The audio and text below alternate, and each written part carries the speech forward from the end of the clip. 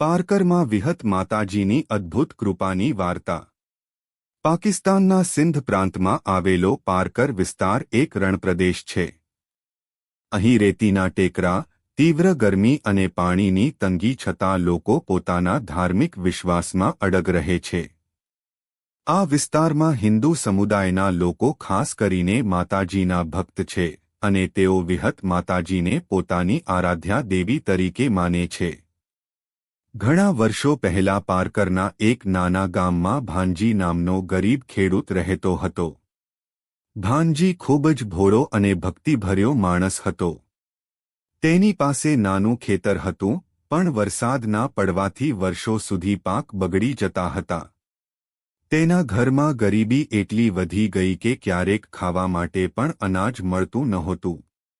ભાનજીની પત્ની ગંગા પણ ખૂબ ધીરજવાળી અને શ્રદ્ધાળુ સ્ત્રી હતી। તે દરરોજ સવારે ઉઠીને માતાજીની પૂજા કરતી અને કહેતી, માતા, અમને તું છોડતી નહીં, તું અમારી છેલ્લી આશા છે। ગામમાં એક જૂનું મંદિર હતું જ્યાં વિહત માતાજીની નાની પ્રતિમા હતી। કહેવાતું કે આ પ્રતિમા ઘણા વર્ષો પહેલા એક સંતે સ્થાપી હતી। ભાનજી રોજ સાંજે ત્યાં જઈને દીવો પ્રગટાવતો અને માતાજીને પોતાના દુઃખની વાત કરતો। એક દિવસ ભાનજી ખૂબ દુઃખી હતો। ખેતરમાં ફરી પાક બગડી ગયો હતો અને ઘરમાં ખાવા માટે કંઈ નહોતું।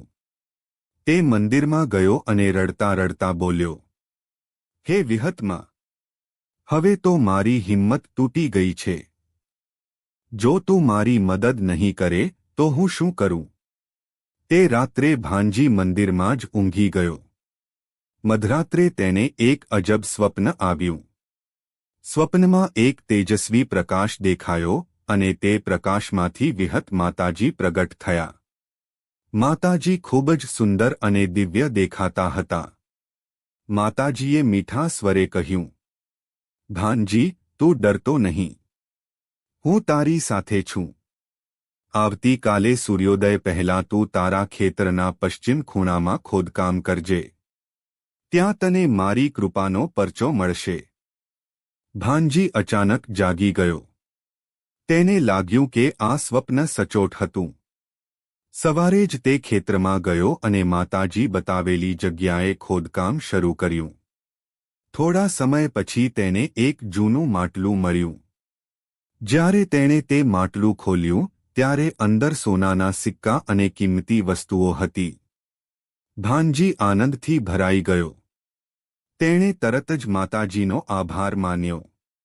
આ ઘટના પછી ભાનજીનું જીવન બદલાઈ ગયું। તેણે પોતાના ખેતરમાં મહેનત કરી અને સારા પાક મળવા લાગ્યા। તેણે પોતાના ગામમાં પાણી માટે કૂવો બનાવ્યો જેથી બીજા લોકો પણ લાભ લઈ શકે। પરંતુ ભાનજીએ ક્યારે પોતાની ભક્તિ છોડીને નહીં।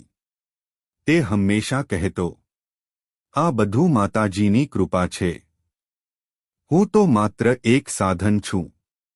આ વાત ગામમાં ફેલાઈ ગઈ। લોકો દૂર દૂરથી વિહત માતાજીના દર્શન કરવા આવવા લાગ્યા। ઘણા ભક્તોએ પોતાના જીવનમાં ચમત્કારિક ફેરફાર અનુભવ્યા। એક વખત પારકર વિસ્તારમાં ભારે દુષ્કાળ પડ્યો। લોકો પાણી માટે તરસી ગયા। ત્યારે ભાનજી અને ગામના લોકો મળીને માતાજીની આરતી અને પ્રાર્થના કરવા લાગ્યા। એ જ રાત્રે આકાશમાં અચાનક વાદળો ઘેરાયા અને ભારે વરસાદ પડ્યો।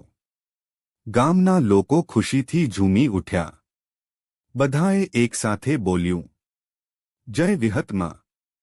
આ ઘટના પછી પારકરનું તે નાનું મંદિર એક પવિત્ર તીર્થસ્થળ બની ગયું।